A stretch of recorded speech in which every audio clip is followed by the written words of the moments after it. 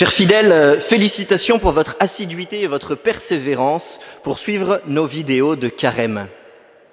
Je voudrais vous parler aujourd'hui de la messe d'ordination, aspect de la liturgie que nous avons peut-être tendance à oublier, et pourtant il est primordial car il nous permet aujourd'hui de nous préparer à la fin de la semaine au mystère de la croix, le jeudi saint, fête des prêtres, institution de l'Eucharistie et du sacrement de l'ordre.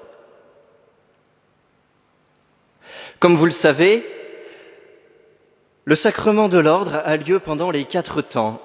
Ces 4 temps, l'abbé Montfort-Gilet vous en a déjà bien parlé pendant l'année liturgique. Vous savez, de cette manière, nous sommes tributaires des fêtes juives et c'est ainsi que le rythme liturgique se cale sur le rythme de la création, sur le rythme de la nature.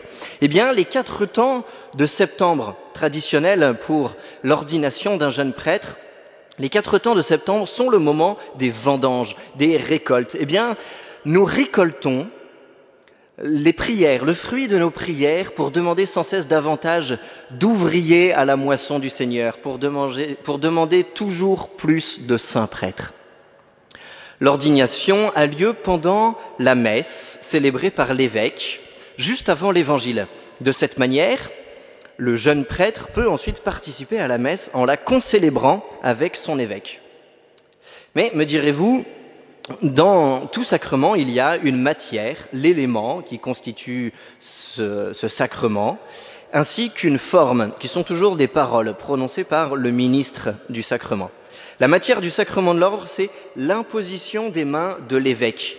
Et s'ensuit toute la farandole de prêtres présentes au moment de l'ordination qui, eux aussi, viennent imposer leurs mains sur la tête du futur prêtre.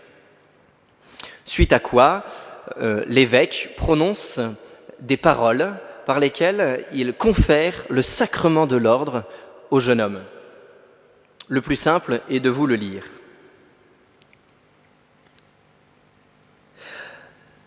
Donnez, nous vous en prions, Père Tout-Puissant, la dignité du presbytérat à votre serviteur que voici. Renouvelez en son cœur l'esprit de sainteté, afin qu'il reçoive de vous, ô Dieu, la charge du second rang et qu'il inspire par ses exemples la réforme des mœurs. Eh bien, chers fidèles, voilà, notre jeune homme est maintenant un jeune prêtre. Mais pour manifester la dignité du sacrement reçu, suivent ce qu'on appelle les compléments du sacrement. C'est ainsi que, juste après avoir revêtu les vêtements sacerdotaux, à savoir l'étole croisée qui symbolise le joug du Christ et l'ample chasuble par laquelle nous nous revêtons de l'ample charité de notre Seigneur, le jeune prêtre se voit les mains consacrées par son évêque. Il les lui badigeonne d'huile. Pourquoi ? Parce que les mains d'un prêtre ne sont plus des mains ordinaires.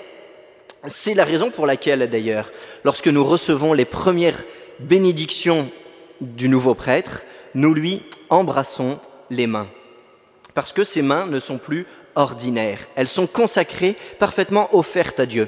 Vous connaissez tous cet épisode tout à fait savoureux et croustillant de Don Camillo. Je vous resitue la scène.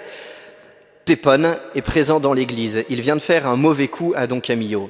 Alors Don Camillo se retrousse les manches pour lui infliger une bonne raclée et notre Seigneur, du haut de son crucifix, lui dit « Ah non, Don Camillo, les mains sont faites pour bénir. » Ce à quoi répond assez malicieusement Don Camillo « Oh, les mains, oui, Seigneur, mais les pieds. » Et s'ensuit ce que nous imaginons assez aisément.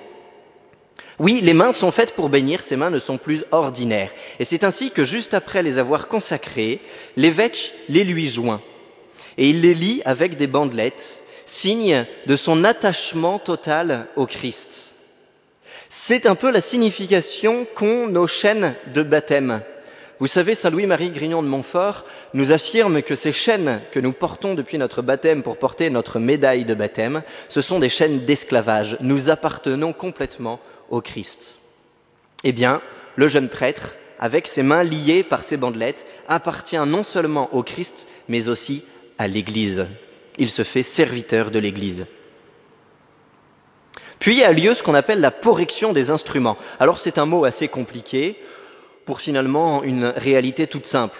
c'est l'évêque qui donne aux jeunes prêtres les instruments, à savoir donc le calice rempli de vin non encore consacré et la patène, avec posé dessus l'hostie. Il lui donne les instruments par lesquels il pourra célébrer la messe tous les jours de sa vie jusqu'à sa mort. Le prêtre a encore les mains liées. Il en prend possession en les touchant du bout des doigts et après quoi il se dirige vers l'entrée du chœur où il retrouve sa propre maman, sa maman qui lui délie les mains. C'est elle qui lui enlève les bandelettes, signe du don de son fils au Seigneur et à l'Église. Elle les gardera toute sa vie et le jour de sa mort, on lui liera de la même manière les mains avec ces mêmes bandelettes, de telle manière qu'elle puisse arriver au pied de Saint-Pierre en disant « Eh bien, voilà, considérez le don que j'ai fait de mon fils à l'Église. »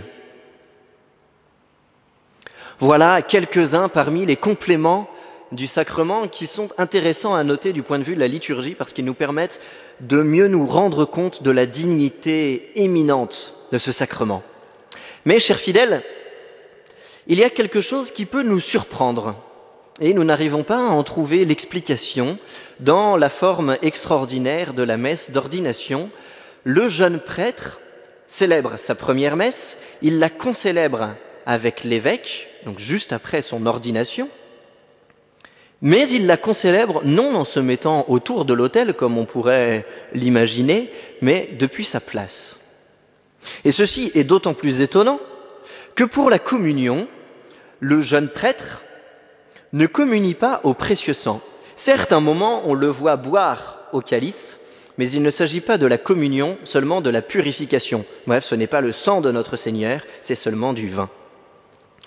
Pour ces limites, on peut comprendre que dans certains endroits, on préfère faire usage du missel de 1965, bien sûr avec l'autorisation de l'évêque du lieu, plutôt que du missel de 62. Alors, bien chers fidèles, cette vidéo touche à sa fin et j'aimerais, pour conclure, vous donner une petite méditation que nous donne le Saint Curé d'Ars afin de nous préparer au mystère du Jeudi Saint.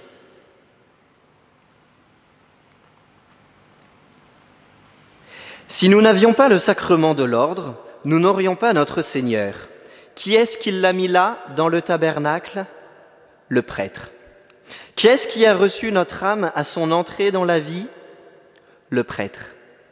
Qui l'a nourri pour lui donner la force de faire son pèlerinage ? Le prêtre. Qui la préparera à paraître devant Dieu en lavant cette âme pour la dernière fois dans le sang de Jésus-Christ ? Le prêtre, toujours le prêtre. Après Dieu, le prêtre, c'est tout. Le prêtre ne se comprendra bien que dans le ciel. Si l'on comprenait bien le prêtre sur la terre, on mourrait, non de frayeur, mais d'amour. Sans le prêtre, la mort et la passion de notre Seigneur ne serviraient de rien. C'est le prêtre qui continue l'œuvre de rédemption sur la terre. Laissez une paroisse 20 ans sans prêtre, on y adorera les bêtes. Le prêtre n'est pas prêtre pour lui, il est prêtre pour vous.